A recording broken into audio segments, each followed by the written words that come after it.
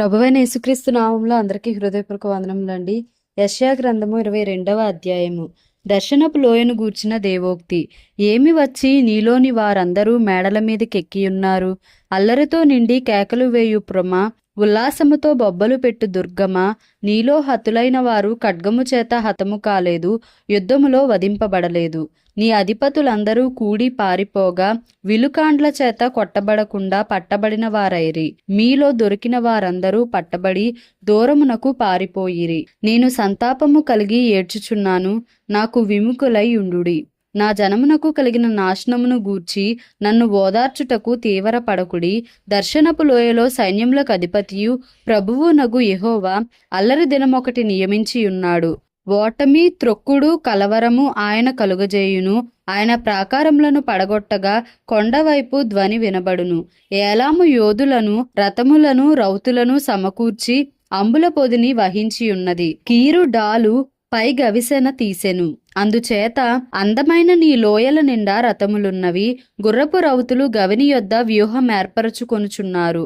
అప్పుడు యూదా నుండి ఆయన ముసుగు తీసివేసెను. ఆ దినమున నీవు అరణ్య గృహమందున్న ఆయుధములను కనిపెట్టితివి. దావీదు పట్టణపు ప్రాకారము చాలా మట్టుకు పడిపోయినదని తెలుసుకొని దిగువనున్న కోనేటి నీళ్లను మీరు సమకూర్చితిరి. యెరూషలేము ఇండ్లను లెక్కపెట్టి ప్రాకారమును గట్టి చేయుటకు ఇండ్లను పడగొట్టితిరి. పాత కోనేటి నీళ్లు నిలుచుటకు ఆ రెండు గోడల మధ్యను చెరువు కట్టితిరి. అయినను దాని చేయించిన వాని వైపు మీరు చూచిన వారు కారు. పూర్వకాలమున దాని నిర్మించిన వానిని మీరు లక్ష్య పెట్టకపోతిరి. ఆ దినమున ఏడ్చుటకును, అంగలార్చుటకును, తల బోడి చేసుకొనుటకును, గోనెపట్ట కట్టుకొనుటకును సైన్యములకు అధిపతియు ప్రభువునగు యెహోవా మిమ్మును పిలువగా, రేపు చచ్చిపోదుము గనుక తిందము త్రాగుదము అని చెప్పి ఎడ్లను వధించుచు, గొర్రెలను కోయుచు, మాంసము తినుచు, ద్రాక్షారసము త్రాగుచు మీరు సంతోషించి ఉత్సహించుదురు. కాగా ప్రభువును సైన్యములకు అధిపతియునగు యెహోవా నాకు ప్రత్యక్షుడై నాకు వినబడునట్లు ఇట్లనుచున్నాడు. మీరు మరణము కాకుండా ఈ మీ దోషమునకు ప్రాయశ్చిత్తము కలుగదని ప్రభువును సైన్యములకు అధిపతియునగు యెహోవా ప్రమాణపూర్వకముగా సెలవిచ్చుచున్నాడు. ప్రభువును సైన్యములకు అధిపతియునగు యెహోవా ఇలాగు సెలవిచ్చుచున్నాడు. గృహ నిర్వాహకుడైన షెబ్నా అను ఈ విచారణకర్త యొద్దకు పోయి అతనితో ఇట్లనుము, ఇక్కడ నీకేమి పని? ఇక్కడ నీకెవరున్నారు? నీవిక్కడ సమాధిని తొలిపించుకొననేలా? ఎత్తైన స్థలమున సమాధిని తొలిపించుకొనుచున్నాడు. శిలలో తనకు నివాసము తొలిపించుకొనుచున్నాడు. ఇదిగో బలాఢ్యుడొకని విసిరివేయునట్లు యెహోవా నిన్ను వడిగా విసిరివేయును. ఆయన నిన్ను గట్టిగా పట్టుకొనును. ఆయన నిన్ను మడిచి ఒకడు చెండు వేసినట్టు విశాలమైన దేశంలోనికి నిన్ను విసిరివేయును. నీ యజమానుని ఇంటి వారికి అవమానము తెచ్చినవాడా, అక్కడనే నీవు మృతి పొందెదవు. నీ ఘనమైన రథములు అక్కడనే పడియుండును. నీ స్థితి నుండి యెహోవానగు నేను నిన్ను తొలగించెదను. నీ ఉద్యోగము నుండి ఆయన నిన్ను త్రోసివేయును. ఆ దినమున నేను నా సేవకుడును హిల్కియా కుమారుడు నగు ఎల్యాకీమును పిలిచి అతనికి నీ చొక్కాయిని తొడిగించి నీ నడికట్టు చేత అతని బలపరచి నీ అధికారమును అతనికిచ్చెదను. అతడు యెరూషలేము నివాసులకును యూదా వంశస్థులకును తండ్రియగును. నేను దావీదు ఇంటి తాళపు అధికార భారమును అతని భుజము మీద ఉంచెదను. అతడు తీయగా ఎవడునూ మూయజాలడు, అతడు మూయగా ఎవడునూ తీయజాలడు. దిట్టమైన చోట మేకు కొట్టినట్టు నేను అతని స్థిరపరచెదను. అతడు తన పితరుల కుటుంబమునకు మాన్యత గల సింహాసనముగా నుండును. గిన్నెల వంటి పాత్రలను, బొడ్ల వంటి సమస్తమైన చిన్న చెంబులను అనగా అతని పితరుల సంతాన సంబంధులగు పిల్ల జలలందరినీ అతని మీద వ్రేలాడించెదరు. సైన్యములకు అధిపతియగు యెహోవా ఇలాగు సెలవిచ్చుచున్నాడు. ఆ దినమున దిట్టమైన చోట స్థిరపరచబడిన ఆ మేకు ఊడదీయబడి తెగవేయబడి పడును. దాని మీదనున్న భారము నాశనమగును. ఇలాగు జరుగునని యెహోవా సెలవిచ్చియున్నాడు. యెషయా గ్రంథము 23వ అధ్యాయము. తూరును గూర్చిన దేవోక్తి. తార్షీషు ఓడలారా అంగలార్చుడి. తూరు పాడైపోయెను, ఇల్లైనను లేదు, ప్రవేశ మార్గమైనను లేదు. కిత్తీయుల దేశము నుండి ఆ సంగతి వారికి వెల్లడి చేయబడెను.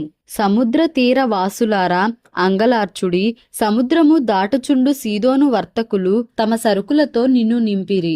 షీహోరు నది ధాన్యము, నైలు నది పంట సముద్రము మీద నీలోనికి తేబడుచుండెను. తూరు వలన జనములకు లాభము వచ్చెను. సీదోను సిగ్గుపడుము, సముద్రము సముద్ర దుర్గము మాటలాడుచున్నది. నేను ప్రసవ వేదన పడని దానను, పిల్లలు కనని దానను, యవనస్తులను పోషింపని దానను, కన్యకలను పెంచని దానను. ఆ వర్తమానము ఐగుప్తీయులు విని తూరును గూర్చి మిక్కిలి దుఃఖింతురు. తార్షీషునకు వెళ్ళుడి, సముద్ర తీర వాసులారా అంగలార్చుడి. నీకు సంతోషము కలుగజేసిన పట్టణం ఇదేనా? ప్రాచీన కాలమున నుండిన పట్టణమిదేనా? పరదేశ నివాసము చేయుటకు దూర ప్రయాణము చేసినదిదేనా? దాని వర్తకులు రాజ సమానులు, దాని వ్యాపారులు భూనివాసులలో గనులు. కిరీటముల నిచ్చుచుండు తూరుకు ఇలాగు చేయనెవడు ఉద్దేశించును? సర్వ సౌందర్య గర్వాతిశయమును అపవిత్రపరచుటకును, భూమి మీదనున్న సర్వ గనులను అవమానపరచుటకును సైన్యములకు అధిపతియగు యెహోవా ఇలాగు చేయనుద్దేశించెను. తార్షీషు కుమారి, నీ దేశంనకిక నడికట్టు లేకపోయెను. నైలు నది ప్రవహించునట్లు దాని మీద ప్రవహించుము. ఆయన సముద్రము మీద తన చెయ్యి చాపెను, రాజ్యములను కంపింపజేసెను. కనాను కోటలను నశింపజేయుటకు యెహోవా దాని గూర్చి ఆజ్ఞాపించెను. మరియు ఆయన, సీదోను కన్యక, చెరపబడిన దానా, నీకికను సంతోషముండదు. నీవు లేచి కిత్తీముకు దాటిపొమ్ము, అక్కడనైనను నీకు నెమ్మది కలుగదు. ఇదిగో కల్దీల దేశమును చూడుము, వారికను జనముగా ఉండరు. అశూరీయులు దానిని అడవి మృగములకు నివాసముగా చేసియున్నారు. వారు కోటలు కట్టించి దాని నగరులను పడగొట్టియున్నారు. తార్షీషు ఓడలారా అంగలార్చుడి, మీ దుర్గము పాడైపోయెను. ఒక రాజు ఏలుబడిలో జరిగినట్లు తూరు ఆ దినమున 70 సంవత్సరములు మరవబడును. 70 సంవత్సరములైన తరువాత వేశ్యల కీర్తనలో ఉన్నట్లు జరుగును.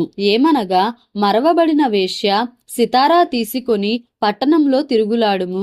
నీవు జ్ఞాపకమునకు వచ్చునట్లు ఇంపుగా వాయించుము. అనేక కీర్తనలు పాడుము. 70 సంవత్సరముల అంతమున యెహోవా తూరును దర్శించును.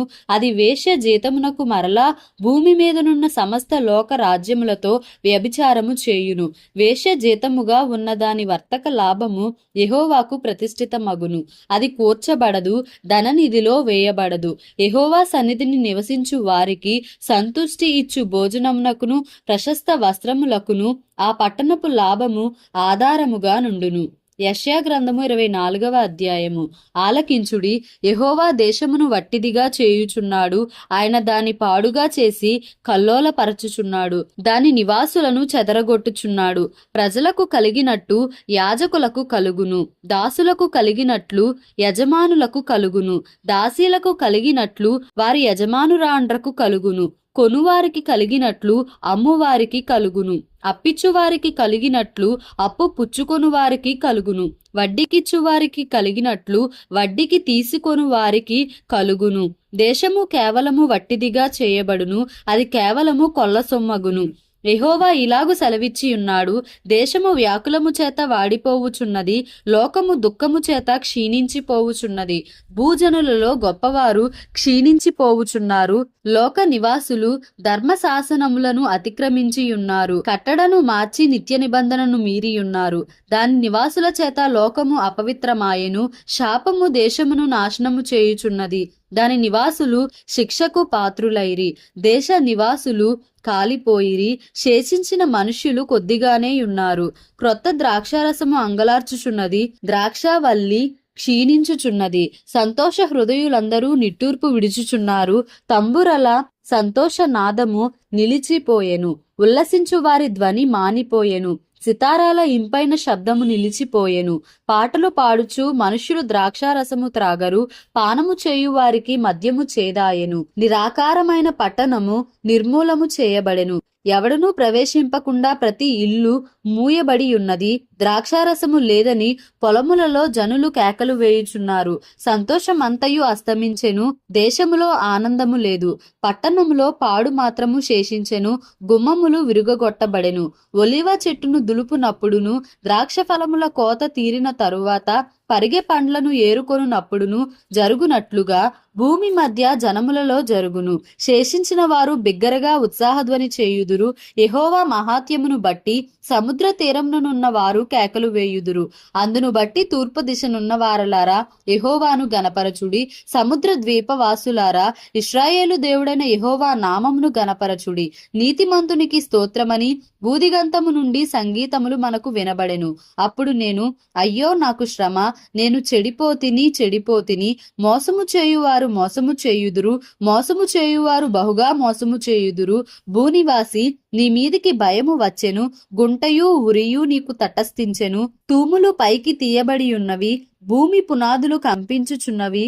భూమి బొత్తిగా బద్దలైపోవుచున్నది, భూమి కేవలము తునకలైపోవుచున్నది.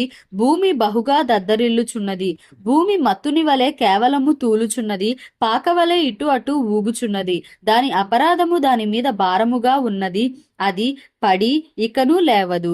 భయంకరమైన వర్తమానము విని పారిపోవువాడు గుంటలో పడును, గుంటను తప్పించుకొనువాడు ఉరిలో చిక్కును. ఆ దినమున యెహోవా ఉన్నత స్థలమందున్న ఉన్నత స్థల సమూహమును, భూమి మీదున్న భూరాజులను దండించును. చెరపట్టబడిన వారు గోతిలో చేర్చబడినట్లుగా వారు చేర్చబడి చెరసాలలో వేయబడుదురు. బహుదినములైన తరువాత వారు దర్శింపబడుదురు.